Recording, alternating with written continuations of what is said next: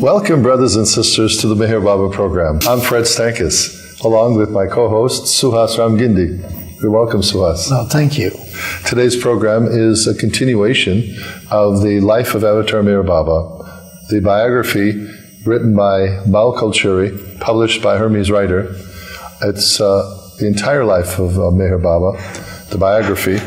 And we're now covering a period where Meher Baba has suffered a very severe automobile accident, crossing the United States in 1952 in May 24th. There was a head-on collision in Prague, Oklahoma, and Baba was injured along with some of his close disciples, both Meher, his most beloved, and other disciples who were with him.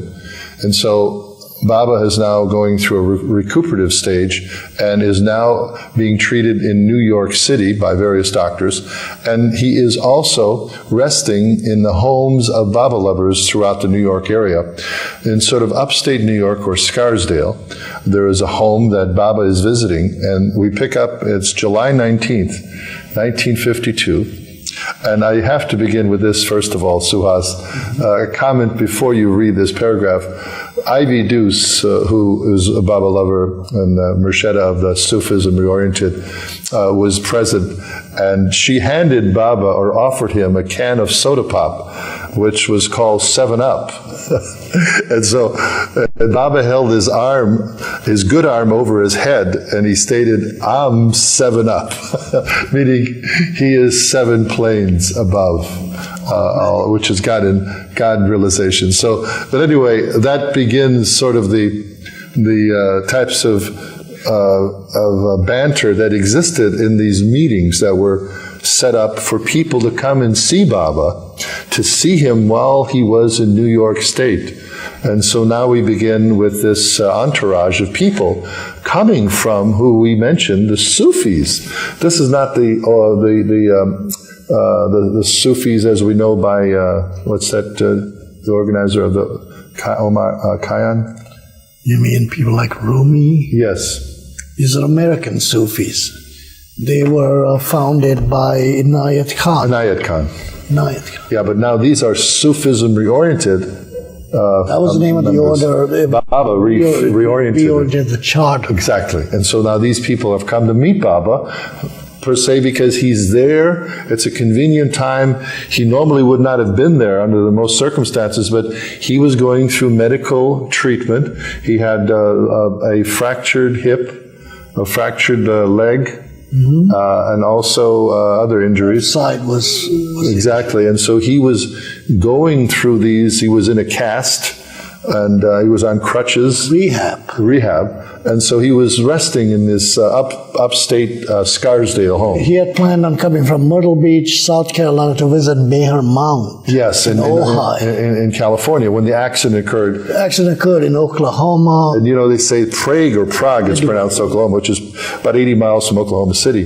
They say that if you would divide the United States in half, that almost point of the accident is almost a 50% center of the United States.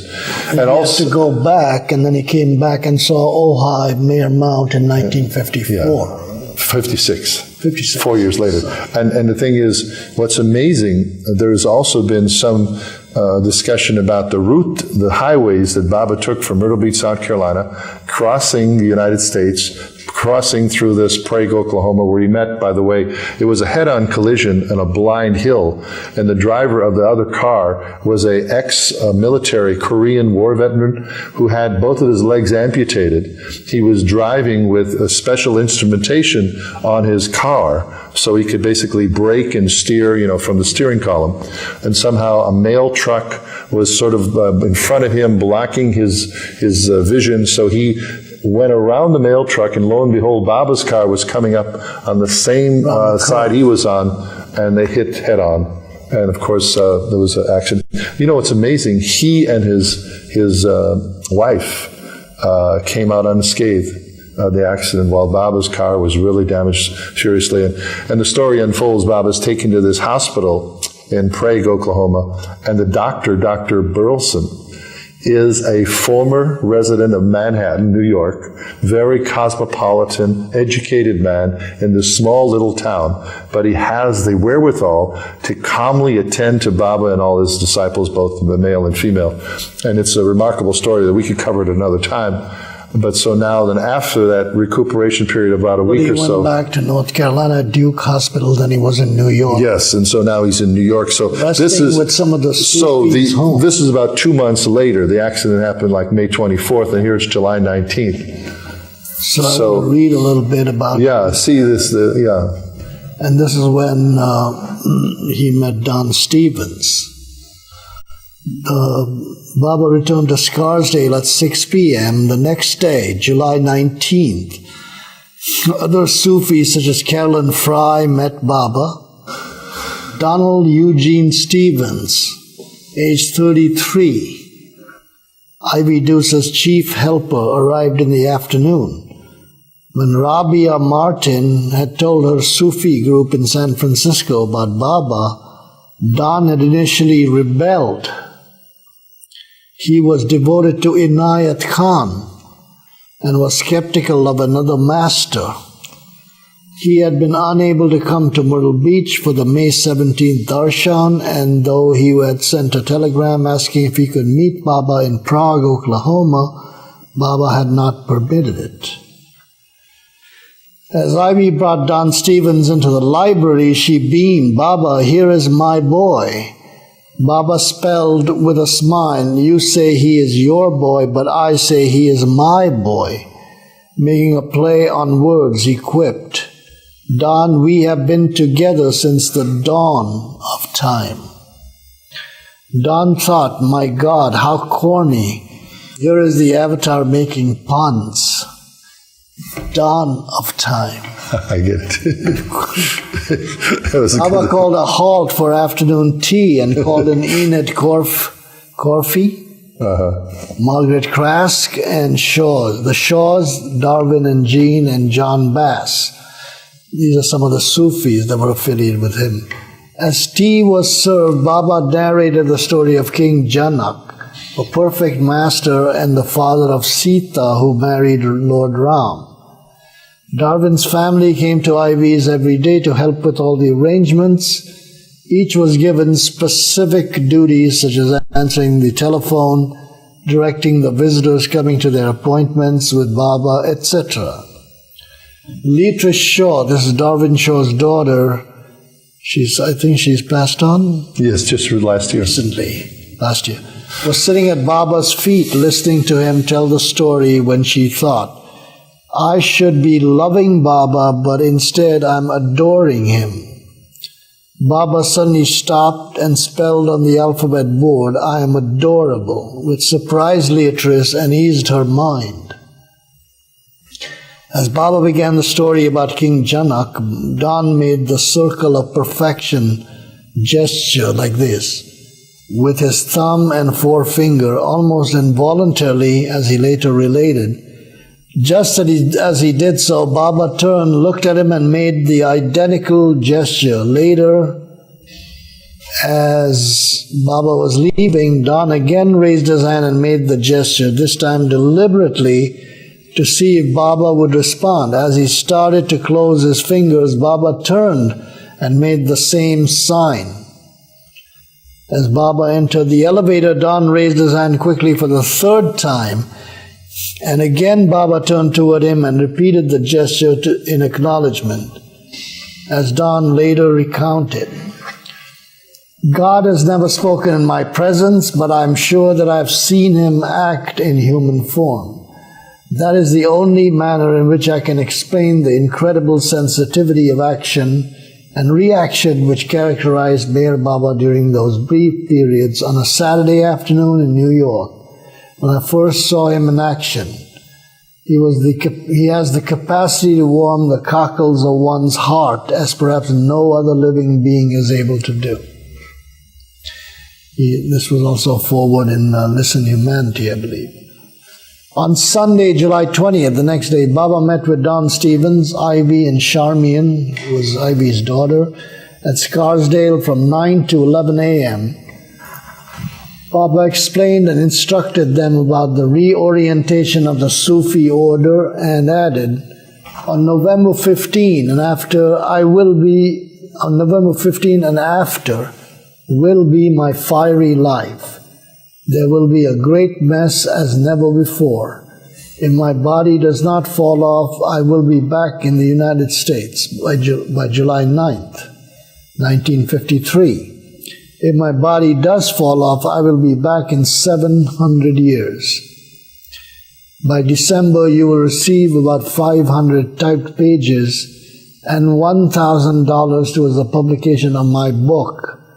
How to publish it is up to Ivy and Don. Before November 15th, I will send the complete charter of Sufism Reoriented. That's why they're called Reoriented, because he redid the charter of the organization with my signature. It must be applicable to all other Sikh sects. It must be applicable to all other sects and equally throughout the world. Don Stevens then asked a question privately, which Baba answered. At one point, Baba dictated, intellectual knowledge backed fully by feelings is intellectual conviction. Don and Ivy returned to the city and Don left for his home in California. Don Stevens' first meeting with Baba dissolved all his previous skepticism. You see, in the beginning, Don had questioned about Baba when he was first told about by Robert. Of course, because he was a follower of Inat Khan. And he definitely was sort of like saying, who is this that I should change from following my path? Similar to what I did. Exactly. And so I was following Christ. But now, as we know, as we tape this program, Don Stevens is recuperating. He's in his mid-80s. Then he's recuperating from a major surgery. Heart operation. And we send Don our prayers and thoughts, and Don says he has 10 more years of work to do before he'd like to leave. So Godspeed. That Baba permits. Right. And we wish him well. I hope he recovers and comes back to us for a visit. And he wrote this letter to Baba. Don Stevens' first meeting with Baba dissolved all his previous skepticism, as reflected by this letter soon after he returned home to California. He lived on Walnut Creek or so. Dear Baba, always when the human mind is faced with things which are beyond its capacity for the present to absorb, it escapes off into contemplation and absorption in inconsequential and trivial detail. I remember your first or one of your first statements to me, my Don, my boy, and then my mind goes along with inane and delightful reasoning that God is your father, and therefore he must be my grandfather. That really delights me to think about, because I had never expected him to be even a remote uncle removed 3 times by marriage. Baba, while I was watching in fascination as you told a story and listened in thin-bladed anticipation and delight to your handling of business and of abstruse matters of philosophy, and felt my heart grow great when you knew that I had not yet asked you about the things that lay deepest within it. While all these things occupied my mind and attention, you slipped into the fastnesses and stillnesses of my soul and held the hand of the weeping child and played ball with the awkward lad who fell over himself and summed the column of figures that the mathematician added constantly and ever to different sums. Thank you, Baba. Can one possibly thank you? Your loving son, Don. Well, I tell you, Don has a way with words that are unlike anybody I've ever heard. He'll say things, he'll use these 26-letter words, and but it's amazing how he captivates his feeling. And he basically was reliving some of his childhood, where he probably said he was an awkward little boy athlete, and he and basically about all his practices, his studies, and so forth. Because Dan is quite an intellectual man. Very cerebral. Very cerebral, but he's come up with some unbelievable publications. He helped with the major work, God Speaks. And he also edited Discourses. And also Listen Humanity, he put together. That. Plus other books he has out. Life at its Man's Best. Search for Certainty. Life at its Best. Yeah. Baba book. Right. Now there's this other thing that's important here. Maybe you should just read that, what Baba gave them. We don't need the previous. Why don't you give this thing that Baba gave to Jean Shaw? So a special message from Baba dictated by him on July 7th had been posted on a bulletin board. Jean Shaw had been assigned the duty of requiring everyone to read it. It read, "I'm equally approachable to one and all, big and small, to saints who rise and to sinners who fall. Through all the various paths that give the divine call, I am approachable alike to saint whom I adore and to sinner whom I am for, and equally through Sufism, Vedantism, Christianity or Zoroastrianism, and Buddhism, and other isms of any kind, and also directly through no medium of isms at all." Baba later explained this message. The poster must have made it very clear to all that I can be directly or indirectly approached.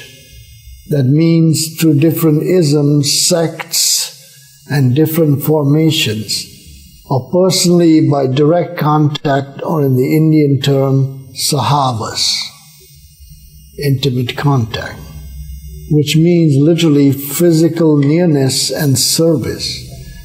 But today we are concerned with Sufism, so I will not go into details about the direct approach, but can tell those who are in personal contact through love or service that I can be realized by their direct approach. If you take Baba to be perfect and one with God, Baba is then the ocean, and these different paths, Sufism, Vedanta, Zoroastrianism, Buddhism, Jainism, and Christianity, are as rivers to the ocean. But now the time has arrived, and a period has arrived when these rivers have more or less become dry. Those who follow these different paths do it only in form. More importance is given to ceremonies and practices, but the real purpose is lost sight of. Vedanta, which is based on unity and assertion, finds its goal in the Aham Brahmasmi, I am God state. And Buddhism, which is based on good living, finds its goal in Nirvana. Zoroastrianism, which is based on pure thought, pure words, and pure deeds, has its goal in Ahura Mazd. Christianity, which is based especially on Christian mysticism, has its goal in becoming one with the Father. And Sufism, which is based on love, ends in Fana and Baka, the annihilation and the becoming. And the different yogas, Bhakti Yoga, Jnana Yoga, Karma Yoga, and Raj Yoga, have their endings in Nirvikalpa Samadhi. All these ends means becoming one with God and living the life of God, in short, deification. But as I say, the time is such that these rivers have gone dry, and so the ocean itself has to go out and flood these rivers. So it is now time for me to reorient these different isms which end in one God. I intend to make one unique charter recording this reoriented Sufism and send it to Ivy Dews from India in November with my signature, and entrust the American Sufism work to her.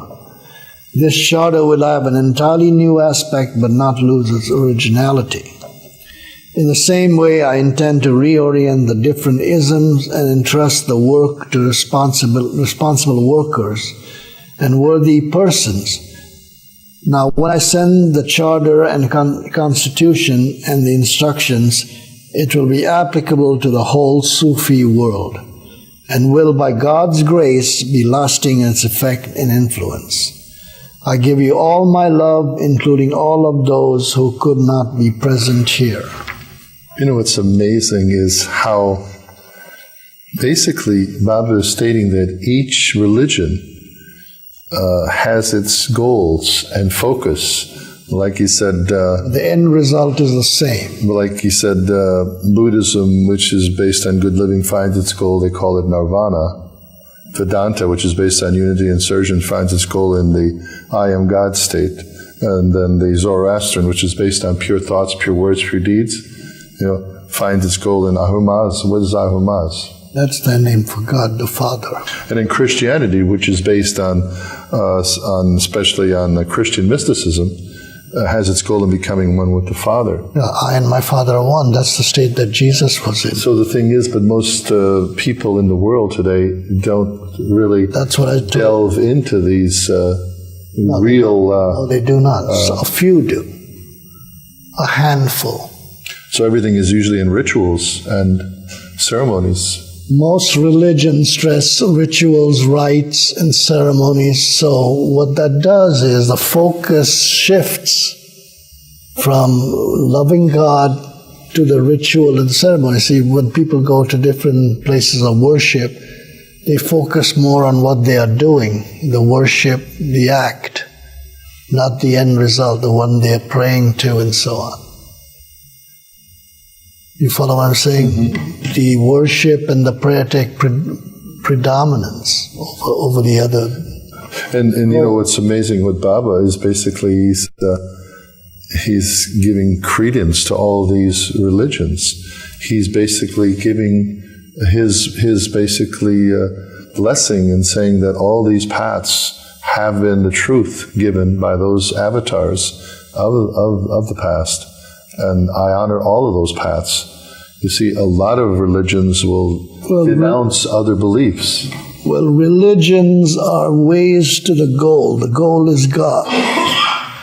All religions are different paths. As Baba says, they're like rivers going to the ocean. The goal is the ocean, or God.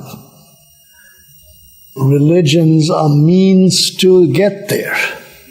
So when somebody is talking about his own religion, he doesn't know about other religions to stress. He's only going to stress his way. Christians will stress Christianity, Buddhism will stress Buddhism, Hindus will stress Vedanta, Muslims will stress the Quran. They forget that the ways may be different, rivers are different to but the ocean is one and the same. The goal is one and the same. Baba is the goal in human form. No different than Christ, Krishna, Ram, Zoroaster, Muhammad, and others. And Baba also said, he said, the time has come now that there's a period has arrived where these rivers, these religions that lead to the ocean have become dry. What does that mean? I mean, basically their messages, the messages from all these religions, the Buddhists, the Vedantists, the Christianity, the Muslims, has dried up. What does that mean? It means that it's not the message is wrong, it's the way people apply the message. That has become, how do you say, without life in it. And he has come to put life into these sources to get there. To energize, just like he did with Sufism, and Sufism reoriented the charter. So he's come to give new energy to all these different ways of approaching God. And that's what avatars do. Every avatar comes, there's a difference of about 700 to 1400 years in their coming in our midst. And what they do is to re-energize the old ways and to give new life. By being dry means they're becoming lifeless. People just follow rituals, rites, and ceremonies, but they don't know what they're praying to. They could be praying for material things. They could be praying for a better job, a better wife, a better husband, bigger house, another car. So they're asking God for different, not for the love of God. So that's not there. You know, it would be good on 3875 to conclude. We only have a few minutes left. Read that, what Baba said, explained about the word bliss. It's right there in the middle of the page. I see it there. Bliss is the word, it's another Vedanta word called Ananda. Bliss is the goal of life. That bliss is continuous, changeless, eternal, and divine. That bliss has in it power, love, knowledge, and infinite wisdom, and God is all this in one. These are the attributes of God: knowledge, love, power, and infinite wisdom. The Indian term Ananda, which means happiness, has 7 stages. The 7th Ananda is called Paramananda, the bliss of God. Param meaning beyond, highest state of bliss, which when attained gives one everlasting existence in God. That's God realization when attaining Ananda. Today I feel happy, but this happiness is personal. We feel happy from time to time, but that's not bliss. To see you who love me so much makes me feel very happy and touched at heart. Norina and Elizabeth, a couple of his disciples, have worked for me all these years, and they love me with all their hearts. It was they who made it possible for me to come over here this time. Today their physical presence is not here, but they are in my heart, very precious, very sacred. The only thing that I want to lay stress on is that the time is very near when all will cry out for God. From November 15th begins my fiery life, which has been circularized throughout India. If God willing I physically survive this fiery life, I shall come back definitely to America in July 1953. That is certain. If this fiery life makes me give up my body, God will make me come back on earth after about 700 years. Oh, that's wonderful. We have to wrap the show up, Suhas. Wonderful conclusion. We'll have part 2 next week. Lord Meher, the biography of Avatar Meher Baba. And until next time, as Meher Baba says, don't worry, be happy. Jai Baba.